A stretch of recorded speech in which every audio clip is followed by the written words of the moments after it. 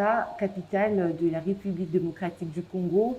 Madame, Messieurs, bonjour et merci de votre fidélité renouvelée à votre chaîne de l'excellence Samuel 13 Télévision.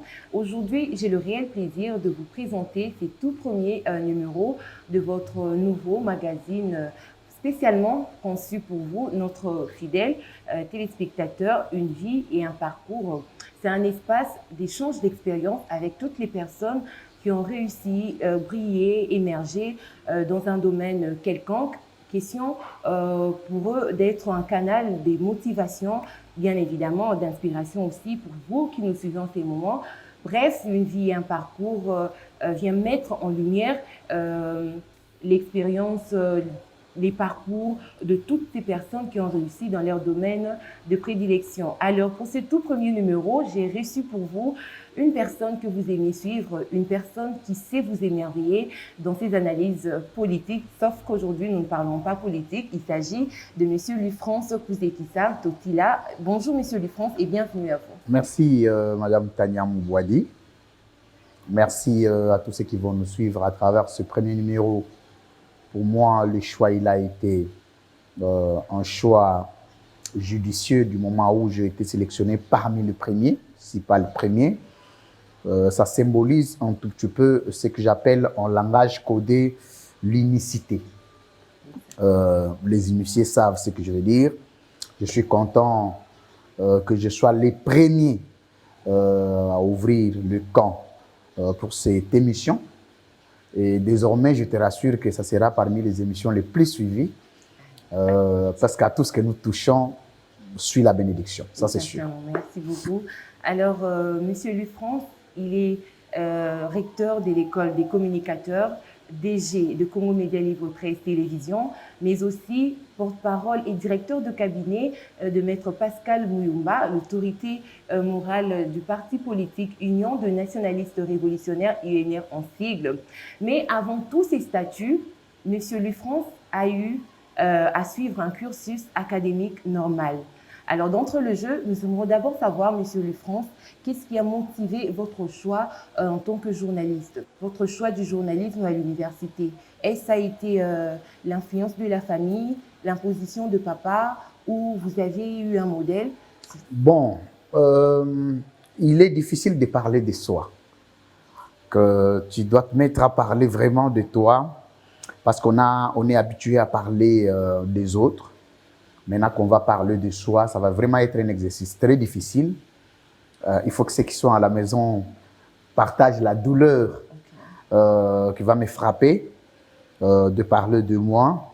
Mais je vais essayer de rester modeste, de rester humble, parce que vous savez que c'est difficile quand vous parlez de vous que vous soyez très humble.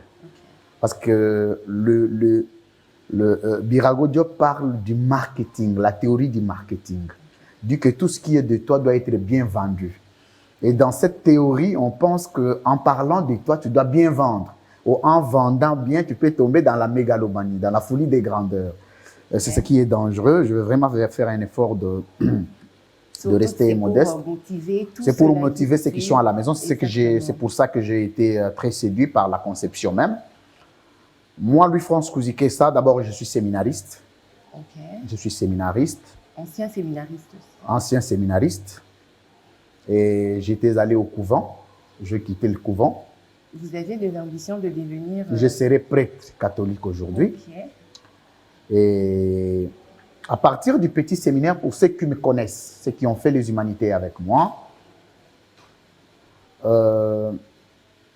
j'avais sur ma table tout ce que je vis aujourd'hui. J'avais l'idée nette de ce que je serais devenu dans l'avenir. Le journalisme n'était qu'un tremplin. Je n'avais jamais à l'idée de rester journaliste dans ma vie, j'avais à l'idée de devenir politicien. Depuis ma vie, depuis ma naissance, j'étais toujours ambitieux de la politique. Je me souviens quand j'ai commencé l'école primaire, chaque soir, mon père m'appelait toujours parce que moi je suis cadet, avec mes grandes sœurs et mes grands frères pour faire la restitution de la journée. Vous voyez, déjà à cette époque-là, j'étais petit. Mais je pouvais résumer tout ce qui pouvait se passer à la maison. Donc, faire la restitution. Vous étiez parmi les enfants intelligents, brillants de la famille. Surtout, pas seulement les rares, mais je suis aussi le seul élève du petit séminaire à avoir obtenu 89% depuis que le petit séminaire existe. Okay. Olivier Kamita, tu en as étudié, Adolphe Mouzi, tu en as étudié, Antoine Gizenga en a étudié. Au petit séminaire, quand tu ne fais pas, tu fais moins de 65%, tu ne passes pas. Je ne sais pas si aujourd'hui ça a changé. Moins de 65%, tu ne passes pas. Mais ces pourcentages-là, on ne l'avait pas encore obtenu à l'époque. Je ne sais pas, peut-être aujourd'hui avec le jeune. C'est comme ça que mon père, de temps en temps, quand je parlais avec lui, parce que moi je suis fils à papa, toute ma vie je l'ai partagé avec mon père, je demandais toujours une bonne option. Parce que mon père fut un moboutiste, mon père fut jusqu'à être ministre sous Mobutu, et il avait beaucoup d'expérience. Alors, il me guidait toujours, il me disait deux choses. Pour faire la politique, il faut savoir parler. Parce que la politique, c'est un domaine de parler. Les deux domaines peuvent t'amener en politique. Si tu ne fais pas le droit, tu fais le journalisme. Tu seras un bon politicien. C'est comme ça que l'aventure a commencé. Je n'ai jamais été séduit par une présentation d'un journal ou d'une émission, pas du tout. Mais par contre, j'ai toujours été séduit par les émissions télévisées. La première chose qui m'a amené moi en journalisme aussi, c'est quand je vois les gens faire le débat à la télé. Quand vous regardez surtout les candidats présidents français, quand ils passent dans le débat contradictoire, quand je regardais ça, déjà tout enfant que j'étais, ça me séduisait beaucoup. Je voulais être comme eux. S'il vous plaît, monsieur Louis-France, en faisant le droit aussi, je suppose que vous seriez en mesure de le droit, je le fais d'ailleurs avant le journalisme. Je fais le droit avant le journalisme. Le journalisme, je le fais plutôt il y a quelques années passées, dans pas longtemps. Dans le premier choix, c'était... C'était le droit. Je fais le droit public international. Le journalisme, c'est parce que ce que je voulais avoir en droit, je ne l'ai pas obtenu. Alors, j'étais obligé moi-même de me forger encore dans le journalisme. Mais bref, les domaines, pour les faire, il faut avoir un modèle. Il faut vous inspirer. Mais dans tout ça, dans toute inspiration, vous devez savoir ce que vous voulez devenir dans la vie. Ne faites pas la faculté parce que vous voulez vous satisfaire aux besoins. Vous voulez construire des maisons, vous voulez acheter des véhicules. Non, ça c'est un échec déjà. Ne faites pas une faculté, n'envoyez pas à l'enfant de faire la faculté parce que cette faculté procure l'argent. Non, il n'y a pas une faculté qui procure l'argent que l'autre. Ça dépend de l'appel qu'on a vis-à-vis de cette faculté-là. Il y a des gens qui ont fait la menuiserie qui se retrouvent mieux que les gens qui ont fait le droit. Que vous allez retrouver peut-être dans les différentes cabines en train de raconter la vie. Tu sais qu'il y a combien de véhicules, Fali Ipupa combien de véhicules, Héritier Watanabe combien de véhicules, mais licenciés en droit. Mais il y a des menuisiers que vous trouvez modernes en train de nous construire tout ça. Donc, la faculté pour envoyer les enfants à identifier des éléments. La capacité psychologique et cognitive de l'enfant. Vous devez comprendre qu'est-ce que l'enfant est capable de faire. Tel que moi, ma fille, déjà à cet âge, je commence à détecter où l'envoyer. De deux, vous devez discuter avec l'enfant pour savoir le choix. Moi, je suis toujours d'accord, je ne suis pas d'accord avec les gens qui disent que l'enfant, il faut lui laisser la possibilité de choisir. Non, non, ce n'est pas comme ça. L'enfant, il faut l'orienter. Et donc, il faut vous lui avez dire, été orienté par votre... Moi, j'ai été orienté par mon père. Il faut dire les pour et les contre. Vous voulez devenir bon politicien, voici la voie qui mène vers la politique. Vous voulez devenir maçon, voici la bonne voie. Les hommes blancs préparent les enfants à l'âge d'enfance. On sait que cet enfant sera un bon juriste. On commence déjà à te préparer. On te dit les avantages de faire le droit.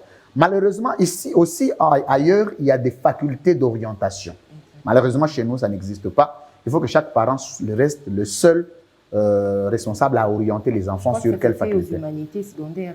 Non, c'est avec beaucoup de peine. Tout ça, ça m'amène à être scientifique, à opter pour le journalisme. Je fais comme nous sommes plus dans la dimension journalistique. C'est là où je preste, parce que comme juriste, je ne preste pas. Je reste doctrinaire, penseur, mais comme journaliste.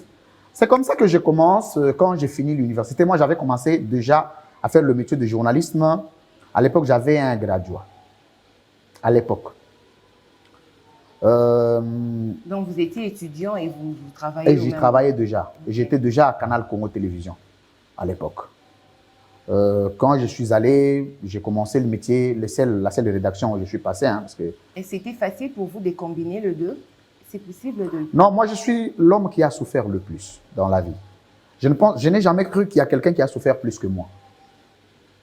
Voilà pourquoi j'ai beaucoup de discipline dans ma vie. Beaucoup. Parce que j'ai beaucoup souffert. Ça n'a jamais été facile, déjà.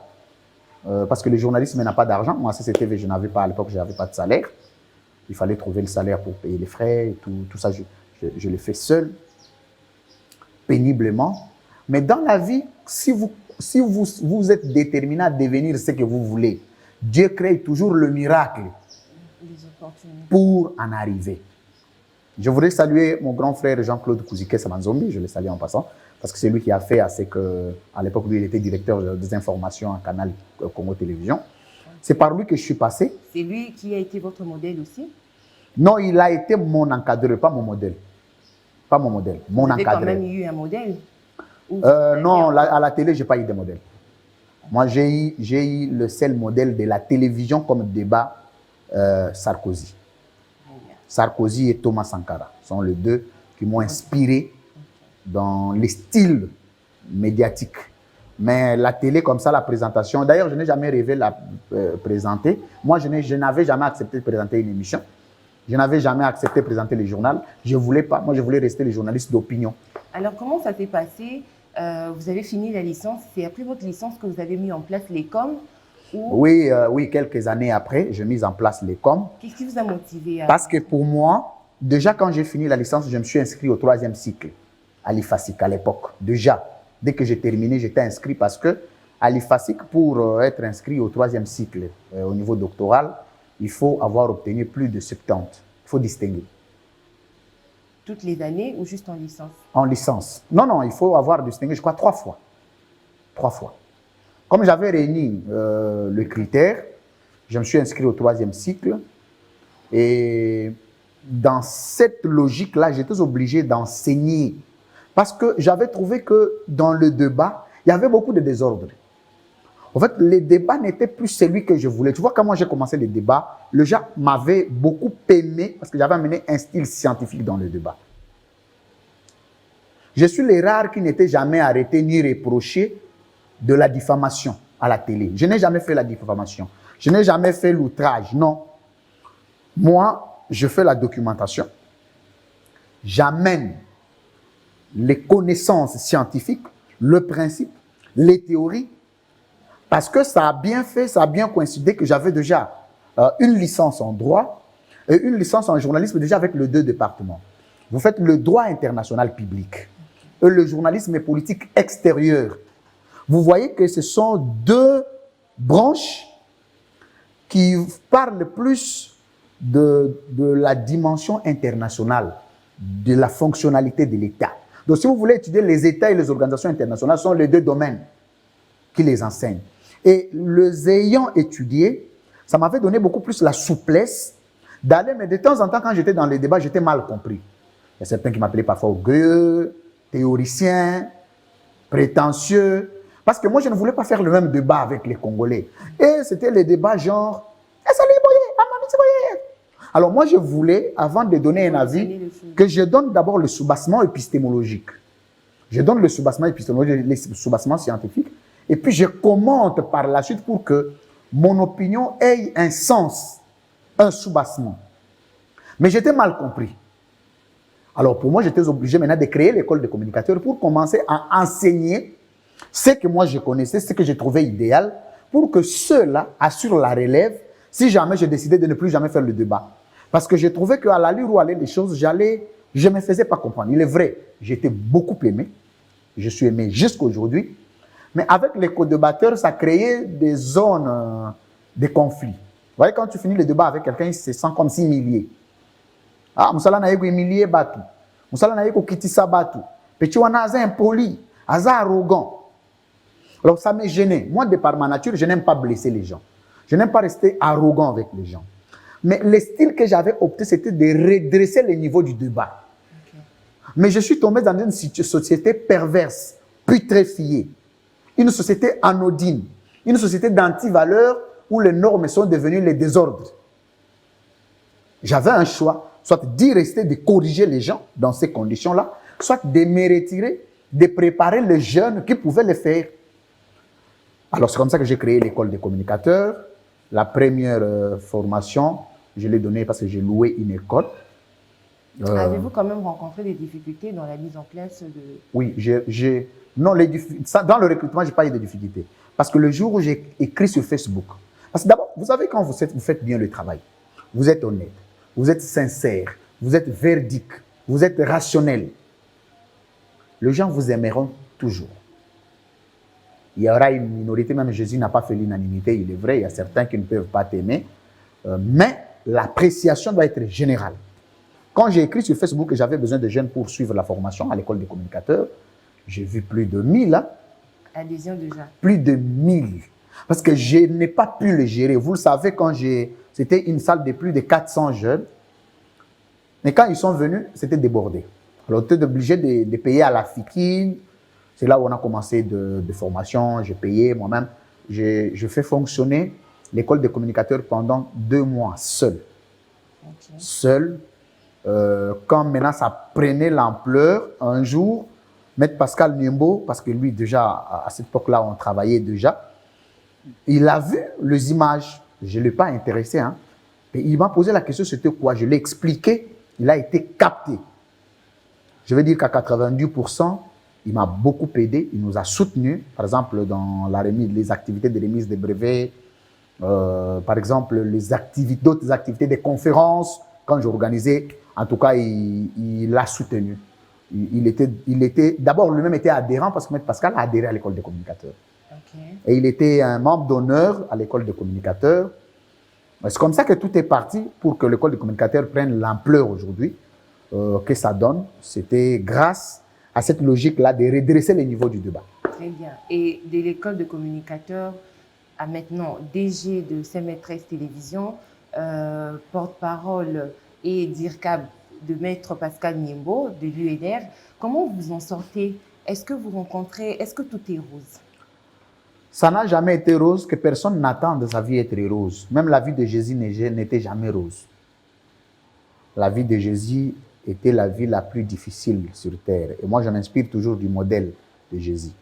Parce qu'aujourd'hui, je n'ai que 2 modèles. Je n'ai que modèle de Jésus, je n'ai que Pascal Niembo comme modèle. Et dans ces 2 vues-là, même Pascal Niembo a eu une vie très hostile, très compliquée. Et quand je regarde toutes ces vies-là, je me dis, ma vie aussi ne peut pas être rose. Dans la vie, il faut s'attendre au combat, aux attaques, aux racontards. Parce que tu vas prendre quelqu'un qui ne te connaît pas. Tu sais, moi, mon grand frère est déjà venu, il est dans un salon en train de se faire coiffer. Le groupe de gens de plus de 10-15 personnes disent, Louis François na kota mezo makasi dengazawana. Mutauti okoti saye Niembo wana oya travailler naye azana dimension bakisa makasi.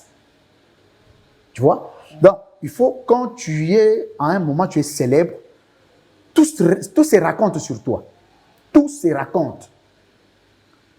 Et si tu as le regard à ça, c'est fini, tu es perdu. Donc, ça n'a jamais été facile déjà. L'exercice la plus difficile de ma vie, je ne l'oublierai pas, c'est d'avoir mis en place CML13. Okay. Ça, je n'ai jamais peiné. Je n'ai jamais souffert. Je n'ai jamais pleuré que ça. Je n'oublierai jamais toute ma vie. Pour créer CML et être accepté, écouté, entendu par les gens, je fais ça. Et j'ai jeté. Parce que moi, il m'est arrivé plusieurs fois de passer une nuit ici, pendant qu'il y avait de la poussière, tu dors. Vous n'avez jamais abandonné, vous avez été... Je n'avais jamais abandonné parce que j'étais aux côtés d'un homme qui n'abandonne pas.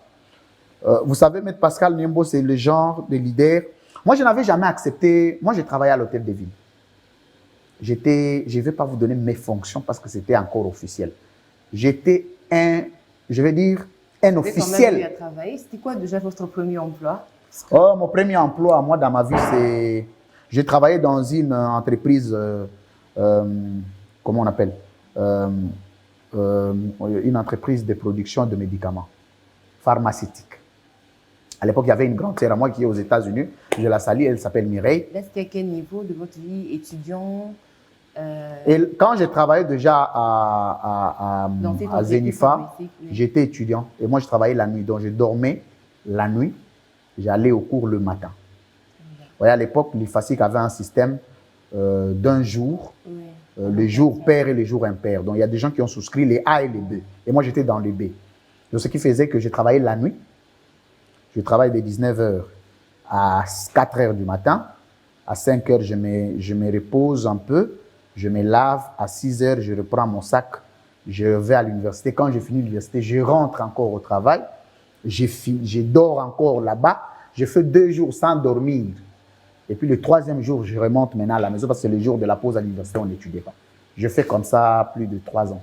Est-ce que votre famille a été d'un très grand soutien dans votre réussite aujourd'hui? Déjà, la famille doit être un grand soutien, mais la famille n'avait pas de moyens. Il est arrivé un moment où mon père s'est retrouvé par terre. Mon père n'avait plus rien.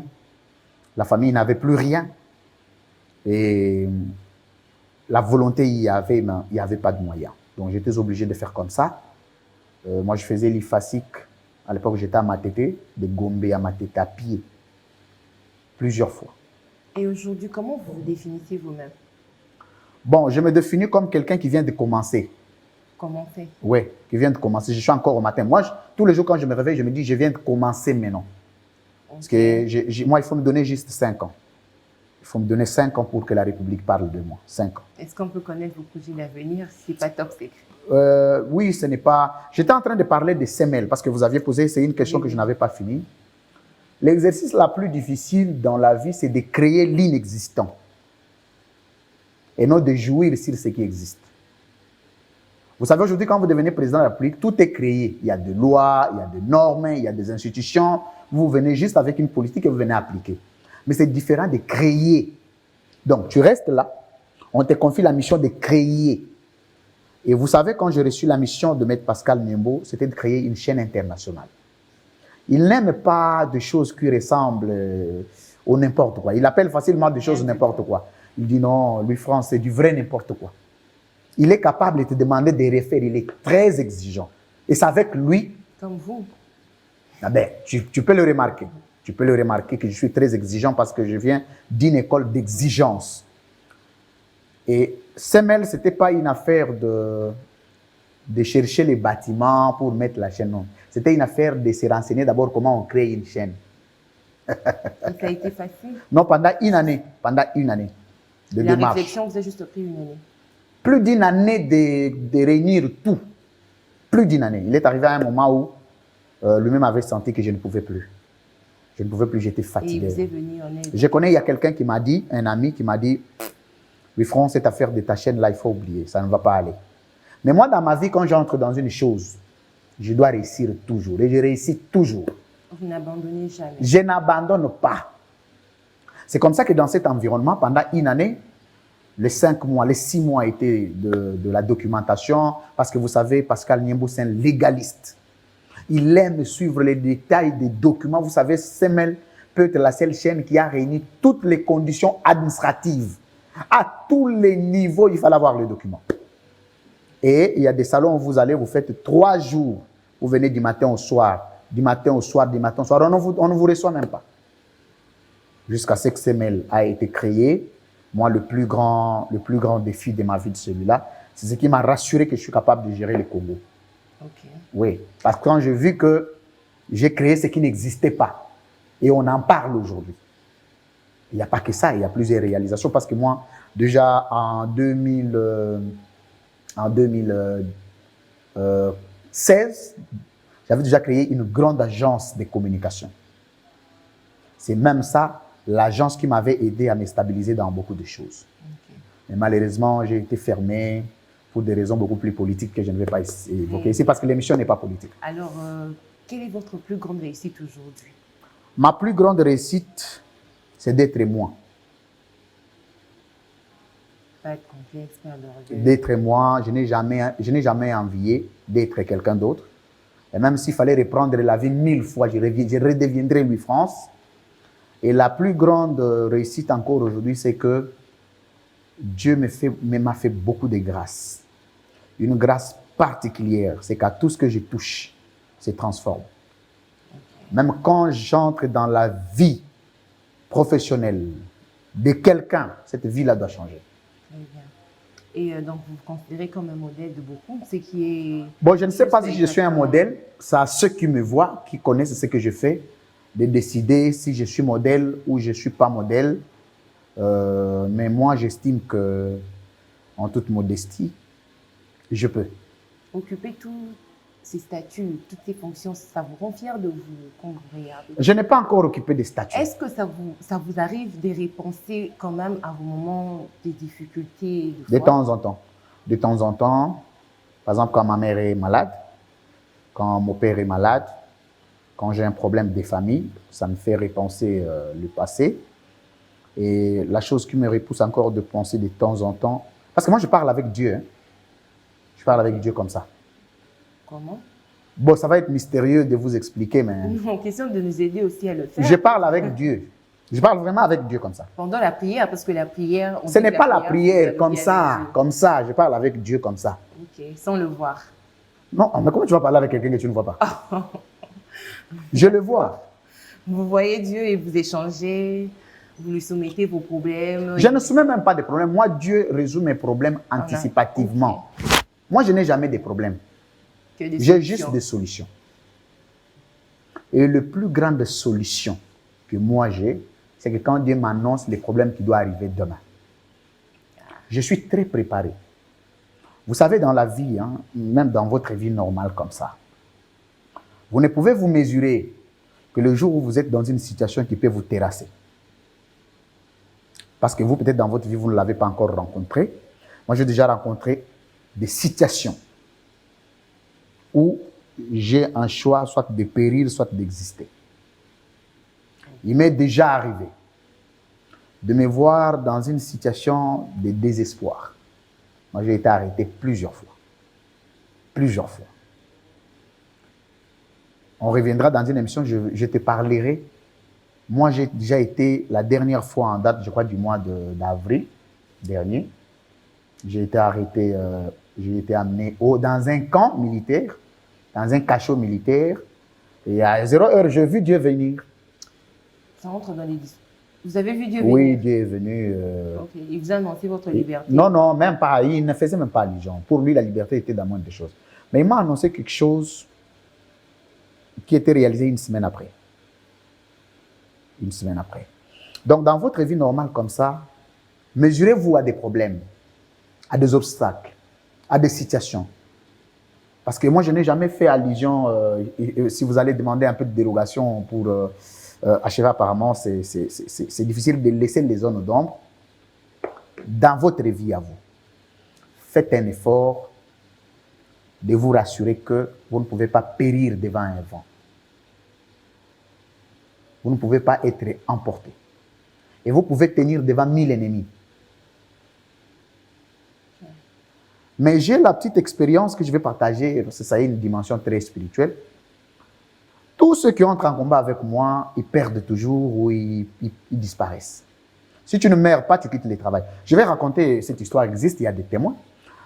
D'abord, je vais commencer par, vous savez, quand j'étais à Zenifa, quand je travaillais à Zenifa, il y a un Indien qui m'a vu. Un matin, comme ça, cet Indien a décidé de mettre fin à mon travail. Juste comme ça? Comme ça. Monsieur est sorti.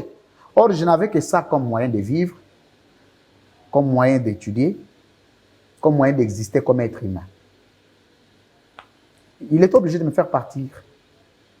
Donc, je voyais mes études prendre fin. Je voyais la fin de mes études venir. Parce qu'il n'y avait plus un autre moyen, un autre mécanisme de m'en sortir. Je ne suis pas arrivé à la maison pour qu'on m'annonce que cet Indien a été mité pour Lubumbashi. J'ai repris le travail. Une semaine après, celui qu'on avait remplacé est venu. Il m'a chassé la nuit. Le matin, il est mort. Vous êtes un élu de Dieu. Il n'y a pas que ça. À CCTV, vous savez, quand mon grand frère Jean-Claude Kouzike, ça est parti, c'était resté un combat. À l'époque, c'est Jean-Jacques Mamba qui était DG, directeur général. Aujourd'hui, il est député. On parle bien. Hein. Je vais même dénoncer son cas à la télé. Moi, j'étais obligé de partir aussi parce que c'est lui qui m'a fait venir, parce que c'était un système. Celui qui m'a fait venir est parti. Lui, c'est Jean-Claude Kouzike, ça, moi, c'est Louis-France Kouzike. Ça, imaginez déjà les scénarios. Je ne pouvais plus. Après, on devrait afficher la liste des gens qu'il fallait faire partir. Il y a des gens que j'ai trouvé faire 20 ans, 18 ans, 15 ans. Moi, j'en avais à peine 2 ans. Mais sur les 4 journalistes qu'on devrait retenir, mon nom y était, le premier nom, tout en restant stagiaire. Mais il y a une dame qui m'a beaucoup combattu. Elle est allée voir même les DG pour dire « J'ai constitué un danger pour le directeur général. J'étais prêt à lui faire du mal. » N'a pas vu son nom. Mais à l'époque, elle était directrice des informations adjointes. Okay. Et deuxièmement, je vais parler. Moi, j'étais à l'hôtel de ville. J'ai vu 3 personnes partir du travail le jour où ils ont déposé un mauvais dossier de moi à l'autorité. Le matin, tous étaient partis pour un autre dossier. J'ai comme ça des mauvaises... Quand quelqu'un me combat, j'ai peur. Et moi, le travail, je ne me fais pas partir. Je quitte toujours. À CCTV, j'ai quitté moi-même. Jusqu'à aujourd'hui, je suis toujours agent là-bas. Je n'ai jamais quitté. Parce que vous avez... À l'hôtel des villes, au gouvernement provincial de Kinshasa. Je suis agent jusqu'à aujourd'hui. Je n'ai jamais quitté. D'ailleurs, je voulais profiter par remercier les autorités parce que mon argent sortait toujours. J'ai renoncé. C'était une enveloppe qui peut prendre peut-être, excusez-moi, sans fausse indiscrétion, 4 fois que mon argent peut-être des semaines. Il faut savoir que le DG aussi est payé. Okay. Mais, je suis allé voir l'autorité pour dire non, je ne peux plus continuer à toucher à cet argent du moment où je ne travaille plus. Il faut trouver quelqu'un d'autre. Okay. Donc, on peut aussi vous définir comme une personne honnête. Et ici aussi à SEMEL, c'est une unité que nous avions mise en place.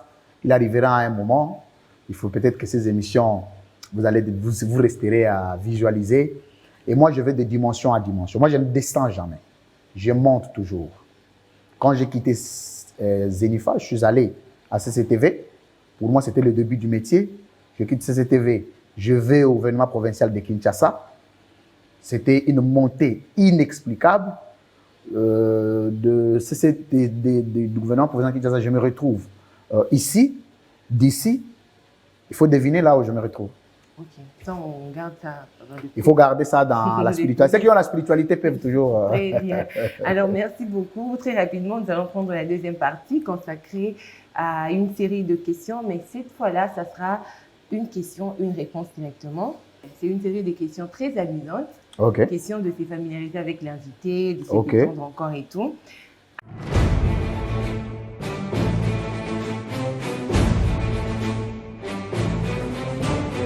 Monsieur Louis-France, préférez-vous travailler à distance ou au bureau? Moi, je suis un bureaucrate. Très bien. Je suis un bureaucrate. Parfois, je quitte ici à minuit, 1h. Je suis vraiment un bureaucrate. Alors, quelle est votre boisson préférée pendant vos heures de travail? Qu'est-ce que vous aimez prendre? À l'heure du travail, je ne prends que de l'eau. Combien de jours travaillez-vous par semaine? 7 sur 7.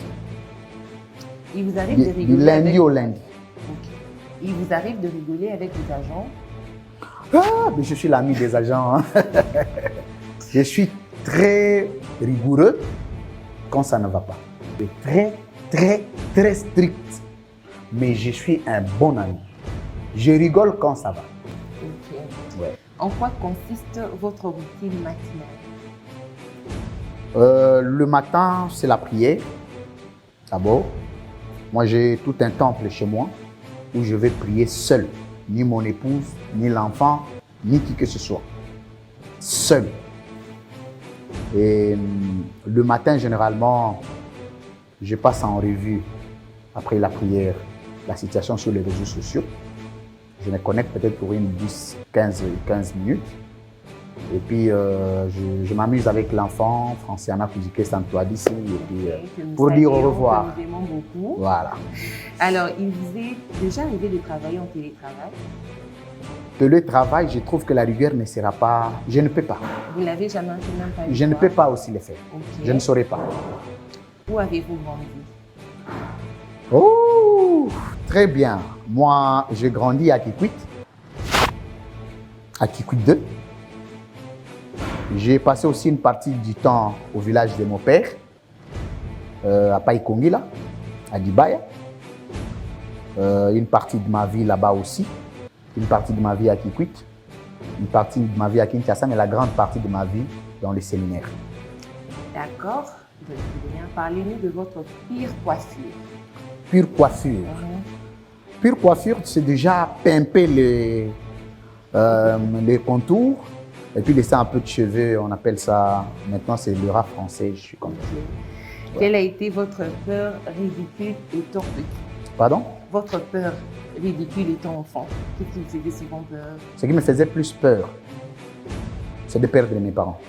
Étant enfant. Étant enfant. Ok. Vous, les Noirs ne vous faisaient pas peur? Pardon? Les Noirs. Les Noirs. Il n'y a pas du courant en coupure d'électricité, vous n'aviez pas peur? Non, moi je n'ai jamais eu peur, sauf la crainte. Okay. J'ai jamais eu peur de ma vie. Je ne sais pas comment je suis né, comment ce que je ressens, les autres ressentent ça. Vous savez, même ici, je ne vais pas empiéter. Il arrive des fois que tout le monde se lève. Vous tous les agents de CML viennent me voir.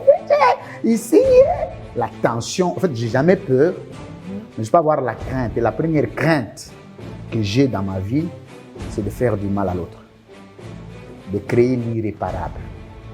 Donc ça, c'est la chose en politique. Hein? En politique, la chose qui me donne la crainte, c'est de créer l'irréparable avec quelqu'un. Où tu sais que l'acte que tu as commis, là, vous ne pouvez plus réparer. Et c'est de faire du mal. Ça, c'est la chose sur laquelle je veille toujours. Mais la peur comme ça, non, ça n'arrive pas. Ok. Alors, si vous étiez un animal, qui serait un léopard. Léopard? Ouais. Pourquoi? Un animal ou un oiseau? Un animal. Léopard. Ok. Parce que j'aime combattre, mais on ne me combat pas. Et si vous étiez un livre? Un livre? Oui. Je serais le livre de François Gorée. Okay. Droit et politique comparé du tiers-monde. Ça, c'est tout ce qui a façonné ma vie. Et une chaîne de télévision? CML 13. Très bien, c'est voilà que nous ne mettons pas à cette rubrique.